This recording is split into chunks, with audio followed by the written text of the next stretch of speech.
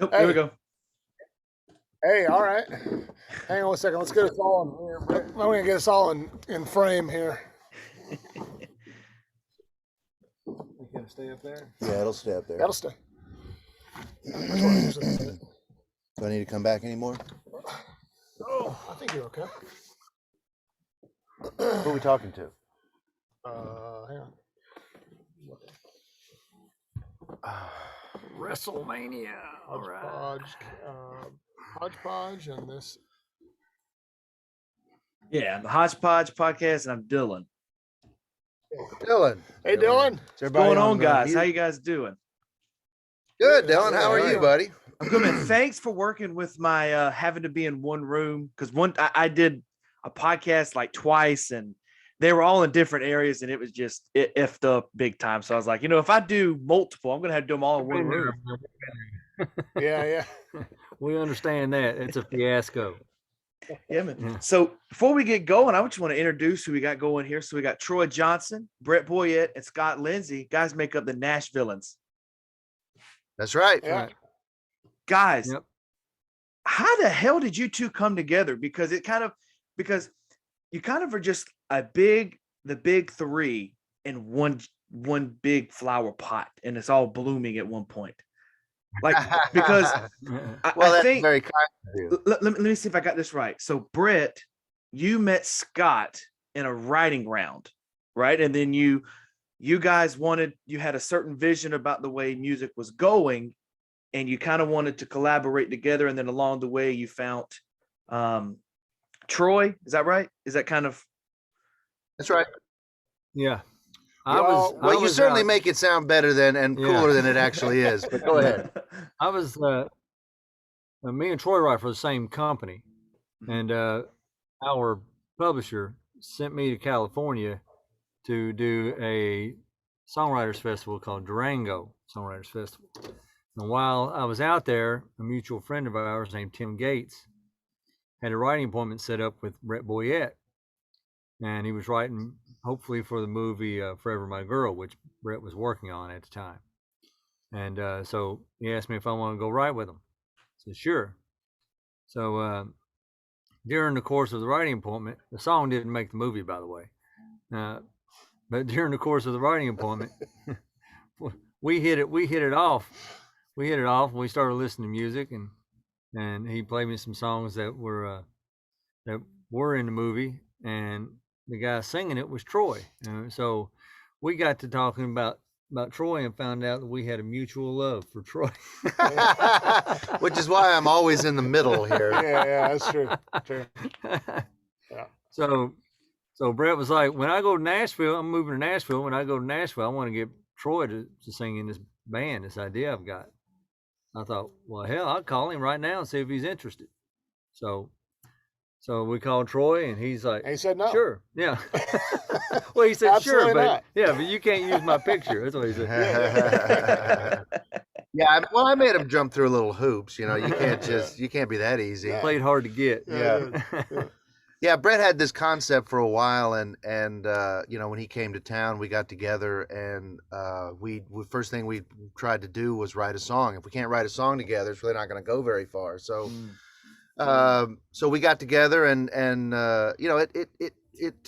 turned out really good. We came up with a song fairly quickly, and had a handful of songs after a couple of weeks. And that song is our single right now.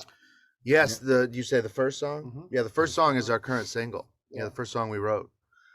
Brett took those demo tapes or at least work tapes and put together a sort of a sketch of what they could be, and it was real impressive. And we were like, yeah, this is turning into something. So we started out with the idea that we could write for film and TV and try to get some traction that way. And the more that we the more we dug into what we could do, we started getting some feedback from people outside the group that said, man, this is really good. You guys should, maybe take this a little bigger. And so that's all that Brett needs to hear.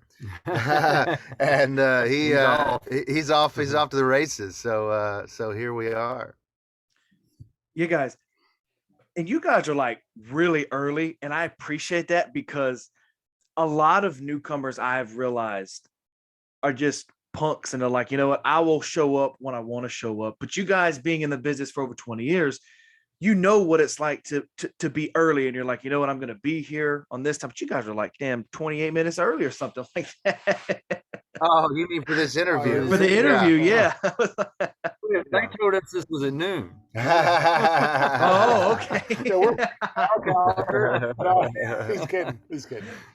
Well, you guys. Yeah. Well, there's other aspects of our life that are much more musician-like. Yeah. Well, I'd say I would say we're all pretty punctual, though. Sure. Yeah. I mean, you kind of lose money if you show up late. Yeah. Right. That's true. That's true. We'll continue this conversation in a second, but you did mention that your new single, and I'm gonna play a little bit of it here. It's called "There to Catch Me." Here we go. I get high and try to kill the pain, but end up coming down to hitting the ground with broken wings. 'Cause you ain't there to catch me. Now, whose voice am I hearing there? Oh, well, that's mine. Brother, you got a beautiful voice. I'm not even gonna lie to you. It is like I was listening. Juliana. Hopefully that's not a lie. Say it again, Dylan. I said Juliana, whatever you want to call her, sent me your guys' information. And she's like, listen to the album. It hasn't been released yet. This was weeks ago. Listen to it. You guys have the certain vibe that I like. I like slow, kind of different sounding songs, and you guys have that for this. And there's one song on there, like a damn Mexican fiesta song. What was it, Modena? I don't know about fiesta, but it is Mexican. Yeah. It's Mexican. It's got them Yeah. little horns in it. You know, you sound like something you'd be eating at a Mexican restaurant, and they would come play it with the horns and sing it for you. I was like, man. Awesome. Yeah. Well, maybe it's the circuit we need to hit. Hey, we could be mariachi. Yeah. Mariachi. There you go. So what do you guys, a mariachi band kind of reminds me of like playing in like coffee shops or little bars. How, obviously you guys, were in the business, so you probably ended up doing, we're in the coffee shops and we're in the bars. Kind of, how did that happen progressively to where you are now? Like, was it just full grind? Well, I mean, we've been a band for just a few years. It's Right. we haven't been together for I'm talking decades. separately. I'm talking separately. Oh. For sure. Well, around here, as a songwriter, you go to open mic nights. Right. And that's where you start. And that's where, Mhm. just like a stand-up comedian would go to an open mic at Zanies or whatever comedy clubs, there's a ton of, there used to be a ton. There's more of a handful now of open mics that you can go to around town. And as a beginning songwriter, that's where you start. You sign up and hopefully you get on that night. Bluebird would be the premier place to do an open mic, but there's a bunch of open mics around there. And I guess when I was doing it, I didn't feel like it was a grind. I was young and wasn't doing anything else, so might as well go out there and play. I felt like it was a grind. Yeah. It's kind of like you're not making money where you're at now. So why would I go be poor in a different country or a different state and start doing what I want to do? Well, it's definitely it's part of the rite of passage for most musicians that become artists and become bands. Is everyone kind of goes through this thing of playing the open mic nights, the coffee houses, the dive bars, and dealing with all that kind of stuff. And that's kind of part of the deal.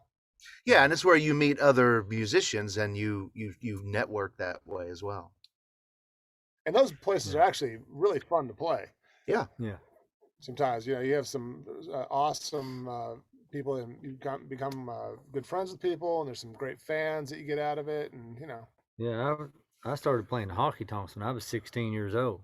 Mm-hmm. So I've been out there busting it for a while. As soon as I got to town, I started doing the writers rounds and the cattle calls, we call them.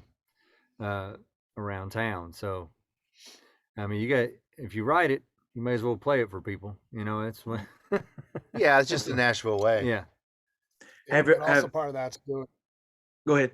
Oh, I was just gonna say also part of that is all of us at one time or another have also been in cover bands, and that's kind of a rite of passage as well. You go and you play all the hits that are out there, and you kind of learn how to write in that way. It's a good example of amazing songs. And yeah, if you're covering it, it's a hit song. Yeah.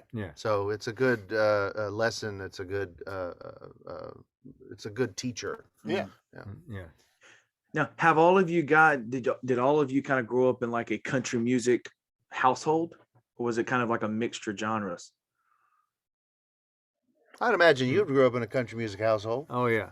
My dad used to write with a guy named Tom Collins, who wrote Roots of My Raise and Run Deep from Earl Haggard. Okay.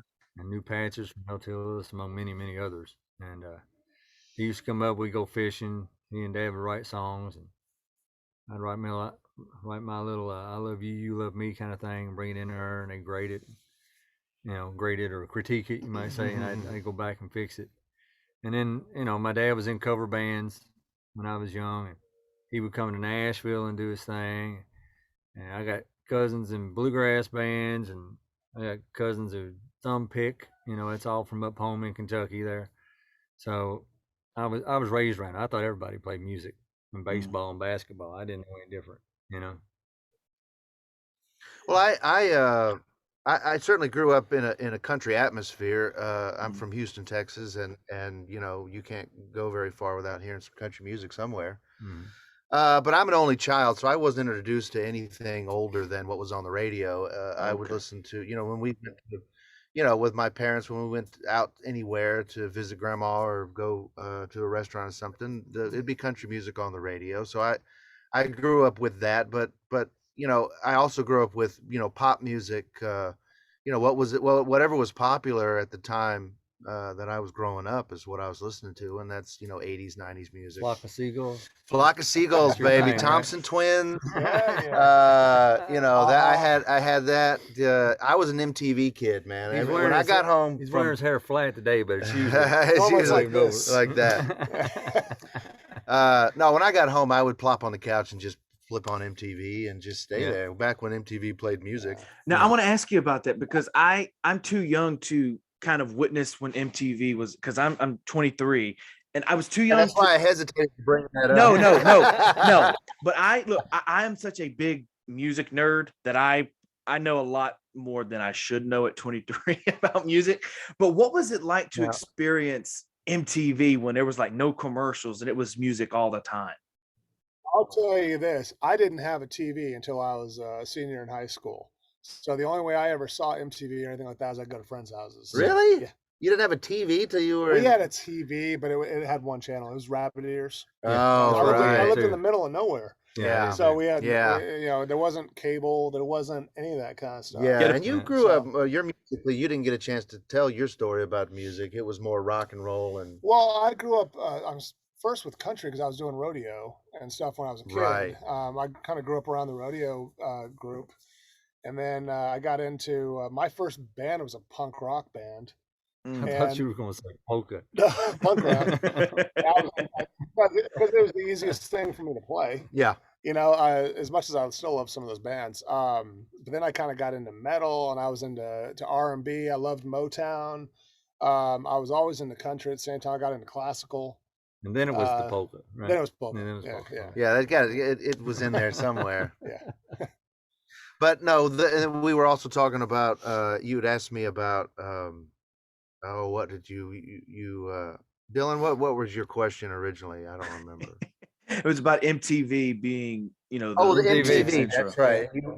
You said you didn't have it. I mean, what was it like to watch MTV? Well, it was freaking awesome. Yeah, it was great. But I was saying, what I was saying was I liked it enough to where when I went to a friend's house, first thing I would ask is like, hey man, we turn on MTV. Yeah. Well, first thing was, do your parents have any alcohol here? We can. The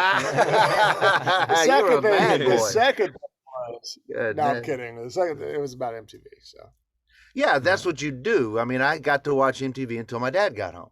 Yeah. When Dad got home, he got the TV. So I was on the couch, eating Cheetos, watching MTV, not doing my homework. I remember waiting. I remember when what's his name? Michael Jackson's Thriller came out. Oh yeah. And I remember that. See, we had a VHS. Yeah, and well, I We mean, got they that. had on the MTV, they had a scrolling timer Oh yeah. that Countdown. said, "We're going to show Thriller Right. in about 1 hour or in about 30 minutes." Oh yeah. And so you'd just sit there watching MTV until Thriller came on. I had to go buy the VHS. Now, Those pop-up ones. those were idyllic Good times. days. here comes kind of a controversial question and a topic about Michael Jackson's Thriller. On a podcast it's a few months ago, I did the clash of the albums. I did Michael Jackson's Thriller versus Michael Jackson's Bad. I say Bad is the most phenomenal Michael Jackson record. It beats out Thriller. What are your guys' thoughts on Thriller and Bad? Because I think Thriller, it was good at a point, but now I'll just skip it. Like if it comes on the radio, I'm just like, nah, next. I don't really care to hear it. Well, Thriller was a turning point in the music industry, and it was kind of a defining moment for MTV, for a lot of things. That's what I think Thriller did, and it was there was a lot of things about that album that were amazing. There's some amazing songs on that. That album. Well, I'm not as familiar with Bad as I am with Thriller. I mean, you just have, every song on Thriller is a hit. I mean, every single song. And Bad's a little more rock and roll. Yeah, Thriller was just a cultural movement, Yeah, well, especially the moonwalk and all that stuff that he, that he done with Billie Jean and that. And I don't know if I could actually listen to either of them without the nostalgia part. Yeah. I can't listen to Thriller without and just grade it on a technical musicality thing. To me, it's part of my life. So I would say Thriller's better than Bad simply because that's where I was in my life, and I'm not going to separate nostalgia from it. I never really listened to it technically, either up until earlier this year. I was listening to it with my kids. And that's the first time I really realized a lot of those songs are minor keys. Oh, is that right? Well, a lot of that's how little I actually listened to the song and just just caught that's up in all nostalgia. Quincy Jones. And one interesting thing about Quincy Jones, which I learned, was even drums, he would record every part separate. Really? Yeah. There's a fantastic documentary on Netflix about Quincy Jones, and it goes into the minor Quincy Jones of how he made, it goes into Michael Jackson, then it goes into like the Fresh Prince of Bel-Air. But this guy was brilliant on all different levels. Didn't matter what he was doing, everything he touched turned to gold. Yeah. And you can imagine the talent of Michael and the talent of Quincy coming together. I mean, you can't fail. Quincy was a trumpet player. Is that right? Originally, yeah. Well, from my understanding of what Michael Jackson and Quincy, because I just read Michael Jackson's autobiography, and they were both perfectionists. And so they were always into chorals. They were always like, no, it needs to be this way. No, it needs to be this way. Yeah. They would end up having to do a coin flip to say, okay, track 2 is going to be, we go your style of this time. I was about to say, we might have to incorporate a coin flip because we get into a lot of quarrels as well. And there's a lot of things mistakes we like to keep, like string squeaks and, No. Absolutely not. Can't let that happen. I think that might have been our biggest quarrel to date. Yeah. Was the biggest fight was, the string squeaking on a guitar, keep it or edit it out, right? It wasn't a fight. It wasn't a fight. It was just a joke. Yeah, it was. I had to get out of the room. It was getting really serious. Well, it bugged me. Okay. Yeah, I did. And as much as it bothered me, you think I could have played it better, but no, I could. I want to talk to each of you kind of separately because I want to kind of go in a little bit of each of your backgrounds if you're okay with that. I know you're here together as a group, but I want to talk to Brett first because I didn't realize, you had done the movie Forever My Girl or was like the music producer, whatever you did on the movie. But I remember watching that movie a few years ago and being blown away by it. And it was being like an actual, holy shit, this music is actually fantastic in the movie, besides it being a good story. Wow. Oh, thank you. Yeah, this is where you say thank you. This is where this is where you accept the compliment and then talk about it. Oh, well, I wish I could say I was responsible 100% for that. I'm not. There was my co-writer was a kid named Jackson Odell. I was producing at the time, and he was 16 when I met him in LA. And Ken Calais introduced us actually. And Jackson came to my studio, and he was just one of the most talented artists I had worked with. I started producing him, and then his neighbor happened to be the director for Forever My Girl, and she loved Jackson's music and his voice, and he had this amazing voice, incredible guitar player, and he actually pulled me into the project to produce the music, the soundtrack, and to co-write the songs with him. For it, and that's kind of where that whole thing started. Unfortunately, Jackson passed away a couple of years ago, but that is the person. So I would say Jackson is really responsible for a lot of that sound and those songs and everything else. You know, we wrote them together, but I mean, a lot of it was based off of him as an artist originally. There's like a blues kind of twist to him and stuff like that, which he was very bluesy, kind of that blue-eyed soul sort of thing. How did you incorporate it into the movie? Like, were you asked to do the movie, or how did that come about?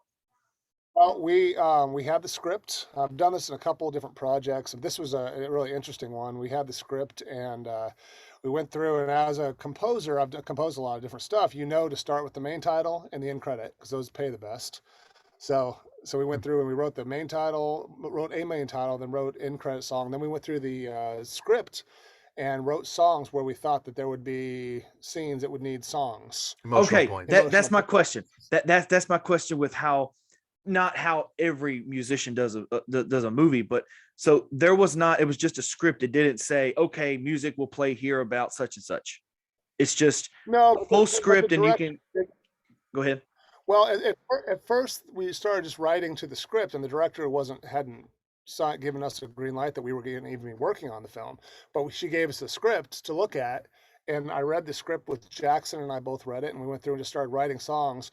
We wrote a couple, and then she really liked the songs, and then she started pointing out places that, there could be a song in this area, and there could be a song in this area, so we started writing more and more songs for it. And then what happened was that the film was not greenlit, so we went in. I've never seen this happen before. We went to the production studio and production company and walked into the offices, and Jackson and I, and then we hired this girl, Julia Eason, who's Julia Harriman, actually, who's a friend of mine, an amazing singer, and because there were some female songs, and I hired her, and Jackson sang all the male stuff, and we actually performed in front of all the suits. They had a whole table of executives to help greenlight the song. Yeah, they weren't even. We weren't even expecting it to be greenlit. They just wanted to hear the songs to the script, and we finished. And the guy who owned the company said, "This movie's a go." That's great. Right there in that meeting. That's exciting. So that was kind of. He's like, "I love this idea. I like the music, and I think it's." And Jackson and Julia killed it. So that was an interesting. You know, I've never seen anybody do that. Usually it's a presentation of different things. The music comes later. Right. You know, it's like anyways, like a trailer or something like that. Sizzle reel. That's the word I was looking for. Right. So that's usually what happens first. But this was actually, we went in there, it was all live and talked about it and performed. It's like, this is the next scene. Here's the next song. We had it all recorded. I had already recorded some of the songs, and the other songs they performed. Yeah. So it's pretty cool. It's cool. I'm a big movie nerd, and so with a movie and a music nerd kind of meshed together, I've kind of got myself up for failure. That's all I'm going to study. Well, we were very blessed to have Universal chime in and say that they would do that we could use their artists, and Travis Tritt was the only person that was outside of Universal that we used. But everyone else, Universal jumped in and said that we could do that, and they would be fully on board and push the soundtrack, and they did. So it was a good thing. Now, I'm going to get to Troy and Scott here in a second, but I always go into the dark depths of a podcast where you think it would never go.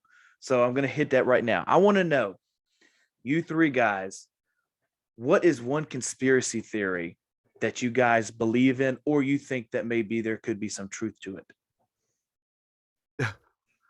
Conspiracy theory. Or just not a conspiracy theory, or just a conspiracy or something that doesn't make sense that you think, okay, there could be truth to it. UFOs. I was just about to say all those UFO spots. There's something out there. Yeah. I mean, the fact that the government's been hiding it for so long, and that's just come out recently, that they had all this evidence from all these pilots and stuff. JFK assassination. I was going to say something about JFK assassination doesn't add up. Right. Cuban Missile Crisis. You know. All kinds of stuff. Yeah. Well, the thing with the aliens and the UFOs are UFO, Kennedy assassination, and what was the other one? Cuban Missile Crisis.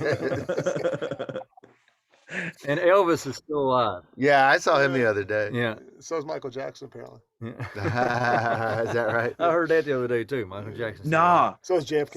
Speaking of the Michael Jackson thing, have you guys seen that video though of Michael Jackson getting out of the coroner's van when they were leaving his house, and he jumped out and went into some space and supposedly flew out in an airplane? That shit is crazy though. It doesn't matter if you believe it or not. It looks just like Michael Jackson jumping out of corners, man. So it has me a little bit of frazzle. Yeah. I haven't seen that. I have to look that up. I don't have enough time on my hands, I don't think, to see stuff like that. But you guys mentioned the alien thing, and I always say that you kind of have to be a little closed-minded to have 7 other planets orbiting space, and there's nothing there. We're the only ones in existence. You know, I think you kind of have to be a little bit closed-minded to believe that. Yeah, true. Yeah. Well, there are certain parts of the country, I swear, aliens walking around anyway. The aliens are already among us. Yeah. Yeah. Troy, got a question for you. What is it like to be? You're quoted as the go-to guy in Nashville. Kind of. Nobody quoted that. I think Brett said that. That is quoted. That is quoted. The go-to guy in Nashville. What do you think of the title? Go-to. It's kind of like. What do I think? Well, it depends on what they're going to me for. Well, it's kind of like is Elton John, is Sir Elton John, is kind of like go-to Troy Johnson, right? Wouldn't you say that? Yeah, well, it's certainly a blessing. I mean, I'm certainly not the go-to guy. I don't know if there is the go-to guy. There's a handful of us, and I'm just proud to be, a part of a handful that gets called. I started doing that a long time ago, and thankfully I still get, called to do stuff, and it's a matter of as long as you do the job that you are asked to do and do it well and do it with a giving heart, so to speak, you'll get called back. What's one, and I guess all 3 of you guys can answer this, but what's one, I call it the David and Goliath theory, because I had read a book by Malcolm Gladwell, and the story was like, David went in there, and the story of David and Goliath, and people didn't think he could do it, but actually he conquered it all. So what's one thing that you guys in your life had conquered, and you're like, I don't think I can conquer it, but you actually took different routes in order to conquer it? I know that's a mouthful, but so what's something in our life that we felt like David against Goliath, and we were able to overcome? Absolutely. Okay. I would say getting here at this point in our careers. I mean, not dying at 28. Yeah. No, I mean, 27. It's the 27 club. Get it right. I remember a guy came to our high school and told us, he was the music class of some sort I was in, but he said, there's only 1% of people that try to make it in the music industry actually make it. 1%. Well, yeah, and that's that's a deeper conversation when you have to define what make it is. I mean, everybody's got a different definition of making it. Maybe making okay, well that changes the conversation. Yeah, I mean that actually, if 1%. I mean, if that may be larger if the definition is making money doing it. Yeah, well, as an artist, you have to start, if you start kind of defining and Right, yeah, filtering out. Yeah, so it's the more filter you put on it, yeah, selling I can see 20 that million records, selling, yeah, right, you know, right. playing Madison Square Gardens. You know, Yeah, it's well, like, I'm not part of that 1%. If that's the we're deal, we're getting there. Right? Yeah, just depends. Yeah, so I don't know. I think I still feel like David. I don't know if you ever, you know, there's always something to overcome, and you know, you. I think it's fine to always feel like David. It's you got to stay humble. You know, this world is not easy. It's hard. It makes you push too. I mean, life's a fight, and then it's over. You know, nobody has given any of the three of us anything as far as our careers. I would say that's. I mean, I think all three of us have struggled and worked and you know, fought tooth and nail to get to where we're at. There's a reason that 90% of success is showing up. You just got to show up. Yeah. Yeah. You know, I'm reading Will Smith's book right now, and he has an excellent quote in the book where he was like, you know, he wanted to give up, but he's like, well, why would I give up when it's easy for your mind? Your mind has this OCDness about it where it's like, okay, well, I could go run 20 miles, but my mind is going to agree to not go run 20 miles. So you have to outbeat your mind and go run the 20 miles. And I see that a lot. Go ahead. I was just gonna say, you know, there's that quote: "Perseverance and determination alone are omnipotent," and that's a Calvin Coolidge quote, and that's one of my favorite quotes. And it's because it's basically the person who's willing to work the hardest is going to outwork everyone, because there's always going to be somebody more talented than you. There's always going to be somebody smarter. There's always going to be something else. But you know, that's the basis behind that quote is nobody's going to if nobody's going to outwork you, you're still going to achieve more. Right. I like to, but I also like to adhere to an idea that it's not a zero-sum game. Just because I succeed doesn't mean it's I'm stepping on somebody to succeed. There's room for success all around, and you know, I don't know. I'm not sure what my point is, but the idea of perseverance is a good one, but it doesn't mean that because I'm succeeding or I'm persevering that you can't. You know, everybody can do that. Well, everybody's got the ability to work hard. Yeah. Well, I mean, you got to keep fighting. I mean, just joining this band. I've always been the lead singer in everything I've ever been in. This is the first band I've ever been in where I'm a harmony singer, you know? So I had to get, and I'm still getting more comfortable every day with singing harmony, especially the low harmony. That is a hard one. Yeah. Yeah. It's work, but I ain't going to learn how to do it if I ain't working at it every day. So what was the decision to have, I think Troy, you're the lead singer, right? Yeah. Yes. What was the decision to have Troy sing? Because obviously all you guys could sing, like you mentioned. You answered that earlier by telling him he sounds like an angel. Well, the roles in the band were pretty well defined. That was defined before there was a band. It was Scott and I even decided Troy was going to be the lead singer if he said he would do it. Yeah. So the roles in the band, there hasn't been any issue as far as who does what. Everybody's happy with that. And I think that's pretty much true in any band that anybody puts together. It's kind of obvious who's going to do what. Yeah, and I think everyone's got to be very solid in their role. Except for Fleetwood Mac, I guess. Yeah. But people have got to be pretty solid in their role to be successful at it too. Otherwise, it's a lot of adventure life. Sure. Yeah. I've got a concert question for you guys, and I want to know, what would you do in the situation that I found myself in? So I went to a Kiss concert a couple months ago, the final tour I went. And well, I am like a child when it comes to three things: superhero movies, wrestling, and music. And when I was at the Kiss concert, I was standing up, enjoying the show, singing my fucking brains out, bro. I was singing my brains out. Well, then these people behind me come over and tap me on the shoulder, and they're like, "Hey, dude, we can't see. Why don't you sit down?" And I looked back and I was like, well, that's fine. I said, maybe I am standing up too much. Well, then I sat down, I couldn't fucking see. So I stood back up.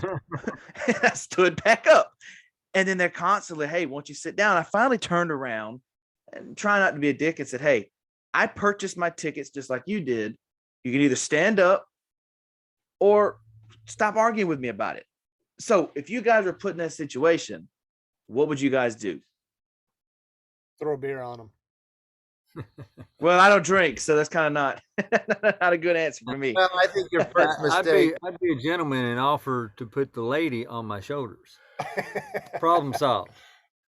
Did he have a lady with him? Depends on who the lady was. Well, I think I think your first mistake, you might be at the wrong concert. That's true too. Yeah, you're going to a Kiss concert. Mm-hmm. Yeah. Where there's going to be a lot of old people. Well, the thing was, but here's the thing. Aren't going to want to stand up and sing. You're a young fella. You got to go to something a little younger to be able to do that. Everybody around you is going to want to sit down and enjoy the music. True. I didn't think about that, Troy. Yeah, your audience, you're probably 20 years younger than the average audience member. She had a little girl that was probably 6. I mean, she couldn't have been older than 35. Dylan, you're making my point, buddy. Yeah, buddy. Okay. You should have given her your seat. I guess I should have, huh? Went and tried to. Yeah. I guess my advice would be read the room. Yeah, read the room. Yeah. But I'm glad you had a good time. It sounded like you enjoyed yourself. Sounds like the people behind you did too. I think they had a bad time. What is your guys' favorite concerts you've ever been to? We went to U2 a long time ago. That was probably the best concert I've ever seen. It was their not the Joshua Tree tour, but the one after that, the one in the 90s. I don't know. Mine was Kiss, except for the butthole standing up in front of me all day. Right. Sounds like you were at the same concert I was at. Yeah. Except for that dumbass with the glasses and WrestleMania shirt standing up in front of you. I would say my favorite concert I've been to would probably be Michael Jackson Thriller or Michael Jackson Bad. Wow. Yeah. Oh, nice. You went to both of them? I did. And somebody got some money. Yeah, you know how much tickets were in those days? Yeah. $20. You're kidding. No. Wow. Yeah, and I would say the favorite concert I've played would be like the Ryman. Yeah. Yeah. I've played the Ryman too. That's pretty cool. That's a pretty cool, iconic thing. One concert that sticks out in my mind, I went to see 38 Special. And the opening band was Bon Jovi.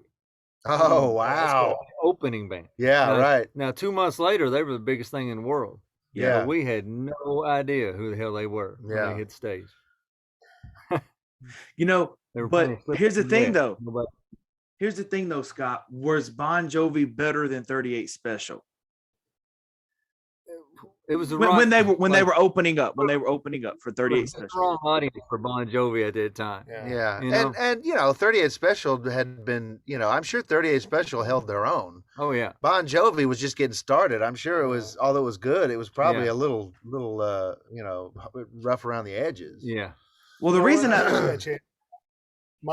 my favorite concert, I actually got invited to a private performance rehearsal for the Beach Boys. Oh, wow. And this is my buddy who played with the Beach Boys. And he invited me, and I thought there was going to be 50 people there. It was me. In a chair. You're kidding. I was sitting in a chair right in front of Mike Love and Brian Wilson and the entire, living Beach Boys. This is probably 6 years ago. Yeah. And I was sitting there with my iPhone videotaping. And I could see Mike Love did not like that I was videotaping. I bet. And I kept videotaping anyway. So I was like, I'm not going to get another opportunity to videotape these guys. Yeah. This is it. So anyways, that's it. That's cool. Well, the reason I asked if Bon Jovi was better than 38 Specials because I have seen, some and the worst thing you could do in the music is to have your opening act be better than the main act. Like that's one of the worst things to do. And I've seen that a lot of times. And once that happens, it's kind of like that. I see that artist kind of drizzled down. And I was just wondering if you guys have ever, with 38 Special, if you saw that, because what Bon Jovi had made hitting what the 90s, late 80s.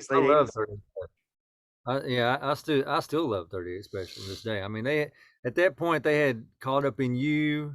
And they were huge. If dude. Bon Jovi's opening up for them, then they've been around for a while. Yeah, I saw that same situation though. It was Cheap Trick. I went to go see Cheap Trick. It was Stone Temple Pilots open for them.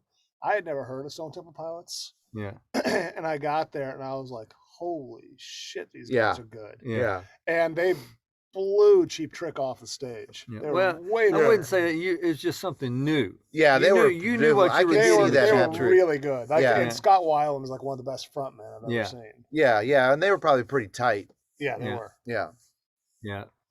But it was the same way with Bon Jovi. I mean, they hit that stage that night, and it was like, "Who the hell is this?" Yeah. And I mean, when they kicked off into "You Give Love a Bad Name," I mean, it was over, man. Yeah. It was like, whoa. Yeah. First time I ever heard that song, heard it live. Yeah, that's awesome. Yeah. So I felt cool when I saw it on MTV later on. I was like, oh, I'm way ahead. Well, look, I got just a couple more questions for you guys. I know you guys are busy people. So if you give me just 15, 20 minutes, we'll be square. That's cool with you guys. Yeah. Scott, question for you. Here's a weird one as I go down your history here of what your lady friend Juliana sent me. You have went on stage and performed. Publicist. I say lady friend because I don't know if it's a manager or publicist or whoever reaches out. I just say lady friend because you guys know who it is. To define it for the audience, it's a publicist. Okay, the publicist Juliana. But how obviously it's a damn different environment performing or being on stage with Jason Aldean and Insane Clown Posse. Like, I mean, but if you look at it, it's obviously they're Jason Aldean is a lot of fire and there's a lot of rock and roll in his stuff, but the Insane Clown Posse is that weird screamo stuff that's just will give you nightmares. So how was the atmosphere different between those two? Well, actually, the Aldean show was about, I don't know, about 8,000 people, something like that. Those shows, and the Insane Clown Posse show was at the Wild Horse Saloon here in Nashville. And Jason Aldean and the Insane Clown Posse, I mean, you wouldn't know with the Insane Clown Posse especially, but they're really quiet guys. I mean, we had a meal before the show, and I mean, just they're down to earth. You're down to earth, and then you watch them on stage. It's like, whoa, these are the same cats, man. It's crazy. But their audience, oddly enough, I was worried because their opening act had canceled, so they called me. The Wild Horse called me, the venue, to come and open the show. And I was like, sure, I'll come. I don't care, Not knowing at all what you were getting into. Not knowing at all what I was getting into. So I come out there and I play "You Only Call Me When You're Drunk" and all that stuff. It's on the radio right then. And surprisingly enough, I didn't get lynched. They were actually receptive to it. They liked it. I think I even remember some of them singing along, so they must have heard it. And they were wearing their clown makeup and everything. It's kind of like a Kiss concert, actually. Yeah. But it was pretty interesting. I mean, the Aldean concert, me opening for Aldean, I mean, that was par for the course. I mean, we're down the same alleys, but the Insane Clown Posse was a little out of the box, and I didn't realize how out of the box it was till I got there on stage looking at their crowd. Yeah. And I will say I was a little apprehensive when I played that first song. I'm looking Was it around. just you? Tim Gates joined me for a couple of songs too. So just two acoustic guitars? Yeah, two acoustic guitars. Me and Tim Gates. Wow. Yeah, I mean, you got some balls, dude. Right? There's no damn way I'd do that. You got a set of kahuna. That ain't no way. I think if he'd have known what he was getting into, he might have said, maybe I'll pass on this. Yeah, I mean, ignorance is bliss. Ignorance is bliss. Yeah, true enough. But it was a cool experience. Those guys were great, and if I had to do it all over again, knowing this time what I was getting into, I'd do it. Yeah. Well, because you know the outcome. Yeah. Yeah. Only if we knew the outcome of everything in our life, how bad we would do things differently. Yeah. Yeah. I want to know your guys' thoughts being in the country music era. I want to know, what are your guys' thoughts on Morgan Wallen becoming this gigantic superstar? Forget what it was happened in the past, the racist thing. Forget all that. I want to know, because this guy is like almost as big as Garth Brooks. And I'm not disrespecting Garth Brooks. He's the greatest of all time, but Morgan Wallen's creeping up there and setting records and Guinness World Records that we haven't seen since Garth Brooks. Well, I didn't know that, actually. I've been following Morgan Wallen's career. I really love his music. I have several of his albums, and I think he's on the cutting edge of what that side of country does. You know, if you want to, it's not necessarily bro country. I don't think that's a bad thing to call anything, but you know, on that side of the genre, he's on the cutting edge. I mean, I freaking love his voice, and I like what he does with it. I like the songs they write over there. I mean, that Loud Shirt Company is just killing it, you know, in many different ways. But yeah, I mean, I freaking love Morgan Wallen. To me, I mean, to me, the difference between him and Garth Brooks is kind of like what we were talking about with Thriller. Garth Brooks was a switch in society and a switch in history of performers and you know, I used to go to see country concerts before. I love George Strait. It was more, and Willie Nelson, guys like that, but it was more like they would just stand there and play. Yeah, Garth Brooks was like the rock and roll arena singer, and he kind of changed performing and kind of pulled pop and rock into the country genre. And he made his shows exciting. And you're right. Before Garth Brooks, it was you know, the top was George Strait. Yeah, and George Strait will always be an icon in this industry. But yeah, he was the classic troubadour where he stands there and sings, and the women swoon. That's all it was. Yeah, I mean, I used to go to I love George Strait. I have all his albums, but I used to go to Mesquite, Texas, in the rodeos and go watch him play afterwards, and I'd be like, man, I mean, I love these songs. It's kind of a little boring. You know, as much as I love him. And Garth, I went and saw Garth at Texas Stadium, and he blew me away. I was like, whoa, this guy is incredible. Well, he's a marketing guy. I mean, that literally was his major in college was marketing. He can definitely sell. And so he knows what people want. He knows how to sell stuff. I think Morgan Wallen's great, and I think he's popular. I don't know if it's like a musical transition. Like Garth was. No, no, I think that the transition of bro country, because that's kind of the thing that came after Garth. The next, that was incremental, and there isn't one. Oh well, FGL. I'd say Florida Georgia Line probably was the pinnacle or the linchpin between the Garth era and then the bro country. They started era. bringing in like hip hop and more. That really was, and you know, Morgan being in that same ecosystem, you know, is just going to do more of the same. But he's you know, he's great. He's really good at it. Yeah, he's brilliant. We're not knocking him at all. Just, you know, I don't know if he's as pivotal as Garth. I just bought 2 tickets. My daughter and my wife are going this weekend. No, it's kind of like when you know, the 90s hit and Nirvana came and they just took hair metal off the charts. It was like they dismissaled that genre of hair metal, and it was like it was a cultural change. Correct. Yeah, Nirvana, we put them in there. Garth Brooks, you know, the Beatles did that. The Beatles, obviously the Beatles. Yeah, the Beatles were the first ones to do that. Yeah. Well, maybe Elvis. Yeah, maybe Elvis first. Okay, all right. Or Buddy Holly. Well, Elvis was the first musical superstar. Yeah, in my mind. Probably, you know. But the Beatles, what the Beatles did was they actually made music an art form. Right. Before the Beatles, music was just this peripheral piece of, you know, candy. Yeah.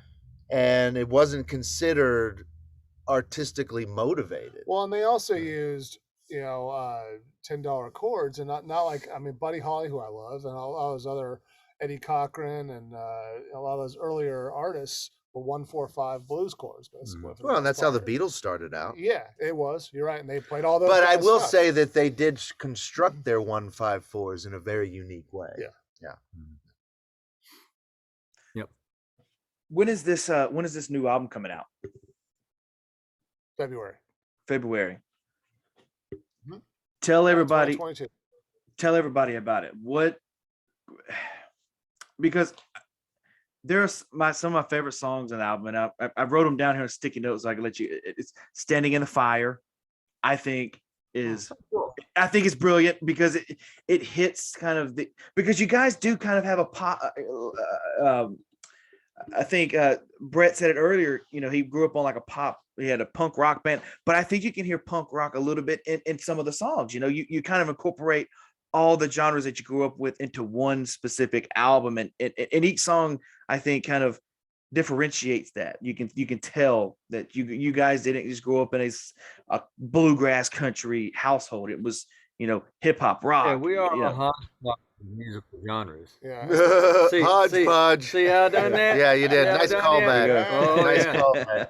Well, especially our own hodgepodges and getting together with the three of us and then combining all three of our backgrounds together is another mixture. Yeah.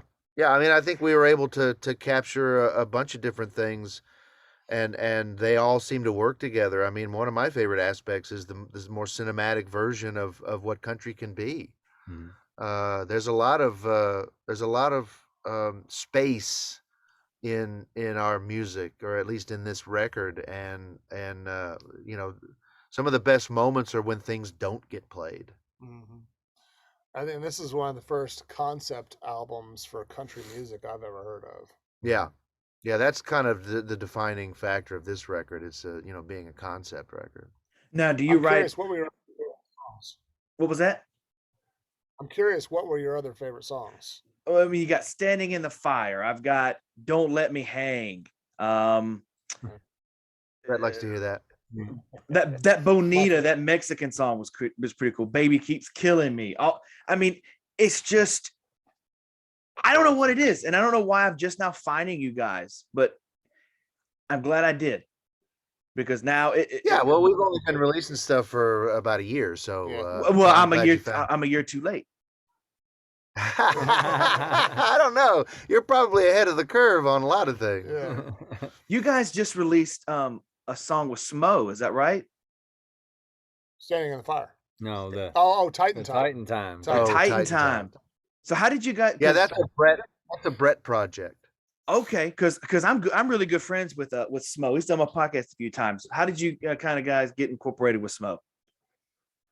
I met Smo through a guy named Ailey, and who was friends with Smo, and we got together, and Ailey and I had the idea for Titan Time, and I had the guitar riff, and we got together and we wrote it, and then produced it, and we were like the chorus. Smo's doesn't really sing as much as raps, obviously. He's great at killer rapper. I just did another project with him recently, but I thought it'd be a good song for the Nashvilleins to be on the chorus, and so Scott and Troy and I sang the choruses, and Troy did the lead, of course, and slayed it, and Scott and I did background vocals on it, and slayed it, and that's it. It's out now. Well, guys, look, I appreciate the hour, however long we've been on here doing this. I really appreciate you guys cutting the time out to do it for me. I know it's not the perfect interview. It's probably a bad interview you guys have done, but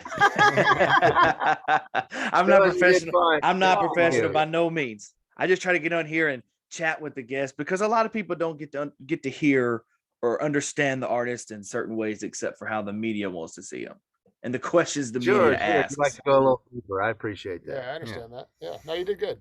All right, guys, go ahead and promote anything you guys want to promote. Take as much time as you want to take, and we'll get you out of here. I would say one thing we've got that we just released is our Christmas song. It's called "Christmas in a Bottle," and we've got a video. It's going to come out, I think, was it next week? This I don't week. know. I was Maybe going to this ask week. you that later. We have to ask the label, but I think it's either this week or end of this week or next week. But we've got our video, which I think is a great video. But the song is one of my favorites. Yeah, it turned out really good. Yeah. Really good. Yeah, you can find us. Our website is nashvillainsband.com. We're on all the social media sites, and if you just want to search Nashvillains Band, you'll find us there, and you We're can on go all the wherever you streaming want. sites and everything too. Yeah. So you can get us on there. And check out our video for There to Catch Me, which is our single that's out right now. And our YouTube page, Nashvillains Band. Subscribe. Smash YouTube. it. Yeah, what do you do to that? Smash that subscribe button, not the like button. That's right. Subscribe. Yeah. What do you do with the like button? Fondle it? You just push it. Oh, okay. You just push it. I don't know. All right. Well, we appreciate this, Dylan. Thanks You might fondle it. I don't know. Well, I mean, it might be your thing. Any chance I get. Dylan, thank you so much for doing it. All right, guys. Appreciate it. Have a good one. All right, You too, man. All right, bud.